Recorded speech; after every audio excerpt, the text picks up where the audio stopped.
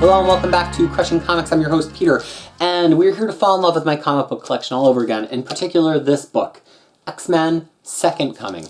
This is why I came back to collecting comic books, and I am so excited to get to talk to you about it. I had no idea it was going to be one of my last episodes. It just worked out that way, but what a great way for it to work out. So, here's the story, which I've told ad nauseum, so I'm not going to tell it super at length, but it was 2010. We'd been saving to buy a house, it's really all I spent money on was putting it into my bank account to buy this house. I had no expensive habits, we didn't take trips, I was just saving. And also like paying off student loans and things. So we bought a house, and I was like, this is amazing. We know we can afford the mortgage. We're very privileged to be in that position, you know, in a two income married household. So I finally can like spend $100 a month on fun stuff, right? Like stuff that I want, you know, which I'd not done. Basically just kept myself in guitar strings, and that was all I really did in the aughts, the OOs. And so we moved into this house, and I had been looking into maybe buying a complete shelf of Uncanny X-Men, which, spoilers, not really, they didn't exist at that point. There was no singular way to collect Uncanny X-Men. There still isn't. There's still gaps. But we're way, way closer now between all these oversized hardcovers, which started coming out that year. Like, as I was doing my research, they were coming out. And now also the Epic collections. So I was doing the research, and I think the reason I got really interested was I started seeing covers that were solicited from Second Coming. And they were all by Adi Granov, who a lot of people know from Iron Man Extremis, written by Warren Ellis, which kind of wound up being the focus of the third Iron Man movie. And I started seeing these covers, and I was just like, what the hell? Like, is this what comics look like now? His covers are incredibly cinematic. They look like movie storyboards. And I didn't know what the interiors were going to look like, but I was just seeing these covers thinking like, damn, I want to be reading that. Where do I have to catch up from to be reading things where the X-Men look like this? It's amazing. And then maybe I actually like got to see the inside of one of them, and I happened to pick one of the Greg Land issues, or maybe even not Greg Land. I bet I picked one of the Clayton Crane issues of X-Force. Or no, it's Mike Choi drawing X-Force. This is not Mike Choi. Who is this? And just being completely fascinated. I guess it is Mike Choi. And being like, holy crap, this is better than movies. I gotta buy this. Like, check out Rogue with like everybody's powers there. Not realizing that that was the exception to the rule, especially X-Force had amazing artists, and not all the interiors were going to look like these amazing covers, right? But much more consistent in Second Coming than in Messiah Complex, which we really discussed. In Second Coming, the most kind of cartoonish of all of the artists was Terry Dodson, and they even managed to color Terry Dodson in a way that even though his characters are much less drawn to real life than those other artists, he still fit in to the theme. So what is this story, right? It brought me back to comic books, and the reason it brought me back to comic books was because there was this hint that maybe Jean Grey was maybe going to be coming back. There were all these covers that said, she is returned, and people were really thinking maybe it's going to be Jean Grey. It didn't wind up being Jean Grey, and I feel like I can say that without it being a huge spoiler, because right now, we're just getting Jean Grey back right now. But here's all those She Has Returned covers all linked together. So I got hype. So here's what this book is. It draws together the threads of what was happening in 4 different comic books. We have Uncanny X-Men, which we talked about in the last issue. They had been backed onto Utopia, and Cyclops is kind of ruling the entire nation of mutants, which is just less than 200 mutants at this point. Then we have New Mutants, and New Mutants is, as a result of having all these mutants in one place, and Scott is not really...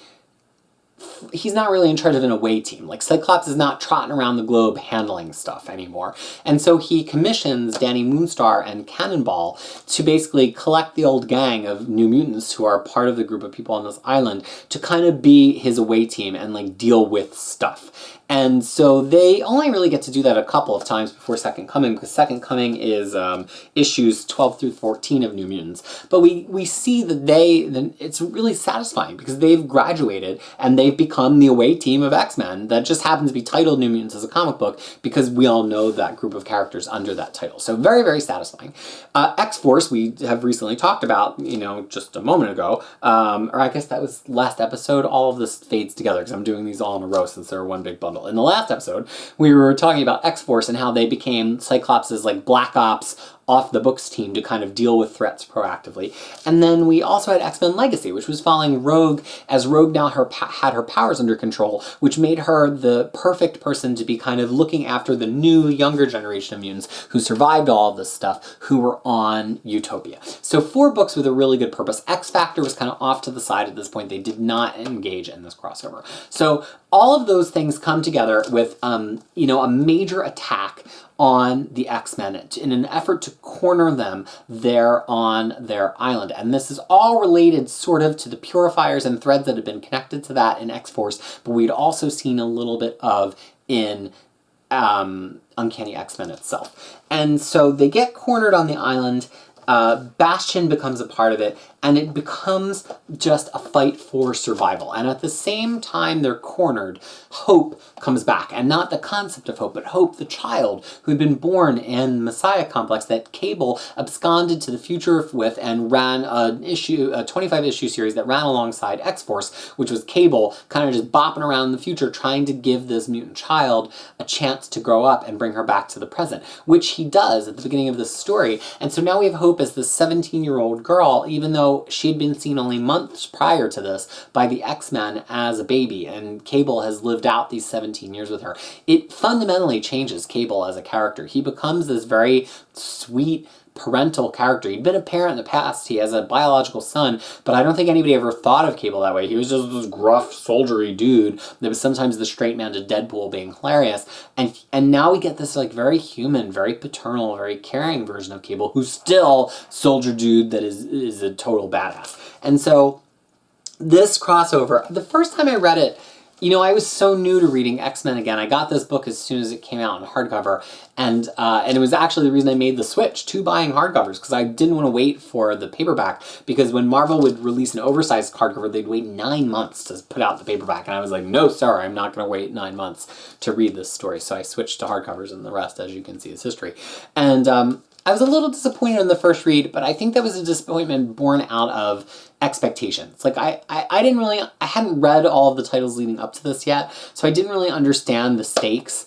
And I thought it was going to be some Jean Grey rigmarole, but the stakes were really paying off all the things that have been happening since Messiah Complex. And I forget if I had read Messiah Complex or not, but I just didn't really understand the weight, right? So then I kind of was like, it's okay. And a few years went by, and I had read all that other stuff. And so one day, it was just like a weekend, I was bored. And I was like, I'm just going to get Second Coming out and reread it. And that time when I reread it, it blew me away, because I understood all the reference that were inside of it and how much of a payoff it was. It's so rare that a comic book has a big crossover that not only is a crossover an event, but that pays off in a satisfying way something that had been happening in that title. And Second Coming pays off in a satisfying way things that have been happening in every X-Men title. Second Coming also draws to a close, in a way, this period of the X-Men really being pushed into a corner. They are still kind of like that up through Avengers vs. X-Men, and even beyond Avengers vs. X-Men, because we still get Cyclops as a revolutionary, but this was the end of them being totally isolated. We start to see them engaging a little bit more with the Marvel Universe after this. We get the launch of X-Men, the X-Men comic in 2010, where they're effectively teaming up with different people in each arc. We see them interacting with the Avengers. They're getting re-exposed to the wider universe, and this was no coincidence, because we're building up to the Avengers being the big film franchise, because Marvel films really had taken off between 2008 and 2010, and Marvel realized that the attention was going to be be increasingly on the other franchises, when previously X-Men, and especially Uncanny X-Men, was like their top seller month in and month out. And so Marvel wanted to like accelerate towards that reality, and to do that they had to break the X-Men out of that bubble and shift some of the goodwill that the X-Men had from readers onto the Avengers franchise, and also get ready for this version of events where the Avengers was going to be their main promotional push and X-Men wasn't going to be anymore because Fox still had the rights to X-Men. So Second Coming was like a big transition point in that way as well. It absolutely holds up, but if you want to read it, I think you need to be reading from Messiah Complex onward. Not necessarily every single title, but I think you have to have read Uncanny X-Men from Messiah Complex onward, and then also X-Force to really appreciate and love the impact here. It also has some payoffs for Rogue too. Rogue, has really come into her own as a leader in this book, and also still kind of a screw up. She's impulsive. She's not used to being in control of her power, and the amount of control she has over her power now leads her to be impulsive in other ways because she thinks that she's just got things handled. So there's definitely some payoffs with Rogue in this too that you will have had to read X-Men Legacy to pay off. And of course New Mutants pays off a little bit, but they're not as much dealing with the themes from their book in this crossover. So you don't have to have read the first 10 issues of New Mutants. So alongside this crossover, Marvel put out a second hardcover called Second Coming Revelations. This is less essential. It's got an interesting collection of things in it. So it has X-Men Blind Science. Basically, X-Men had this science team of Dr. Rao and Dr. Nemesis and I forgot who, the Madison Jeffries. And they were in charge of all the technological stuff for X-Men. And this just has like a single issue that shows what they've got off to doing in the middle of this big war that's happening all around them on Utopia. But the other thing that this has, which is actually really interesting, is X-Men Hellbound 1 through 3, which is a weird name for the series. They probably wish in retrospect they had named it something else. But basically, as the teams splinter off in Second Coming, one of the teams is effectively X-Force that combines Wolverine's X-Force also with Cable, that goes to the future to try to deal with this flood of Sentinels that are being sent backwards to bombard them on the island. But they also need to send some X-Men to Limbo because all of the X-Men's ability to like teleport and do any kind of like dimensional travel and escape has been cut off at the beginning of Second Coming, and in order to like boot some of that back up, they need this team to go to they need them to go to Limbo and kind of like free that up. And it's actually a really interesting team. So even though the comic book is like not the best comic book you're ever going to read, it's just a fun away team. It's like North Star, Dazzler, Cannonball. It's just a really fun group of mutants. Pixie, Trance, Anil. It's just a really fun group, and it's a fun story to read alongside Second Coming. And this also includes X Factor 204, 205, 206. X Factor, as I said, was off to the side of Second Coming, but they still realize that this is happening to mutants, and so they have their own kind of encounter with mutant-hating forces, but it doesn't really tie in strongly, although it was bannered Second Coming. But those Second Coming issues are also collected along with the long string of X Factor hardcovers and trade paperbacks, so they weren't only collected here. I question if they really needed 2 books. I mean, look how slim they are together.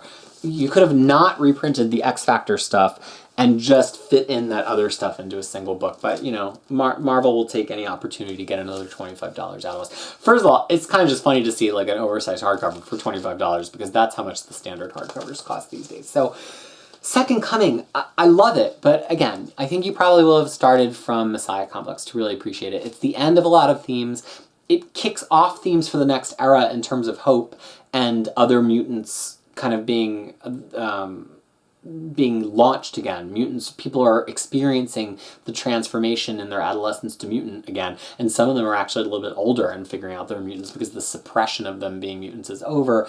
And that's what comes after this and ultimately leads into Avengers vs. X-Men. So there are yet even more books in this package. Wow. But I think we're going to save them for another episode because I just feel like I spent a long time talking about Second Coming. So here is the ceremonial shelving of X-Men Second Coming and Second Coming Revelations. And we are going to have one more episode to get through this massive bundle of books that I opened last episode, and then we'll be on to the last 2 books to unwrap. So 3 more episodes of the Unwrapping, my first season of Crushing Comics. Thank you so much for watching, and I'll see you again.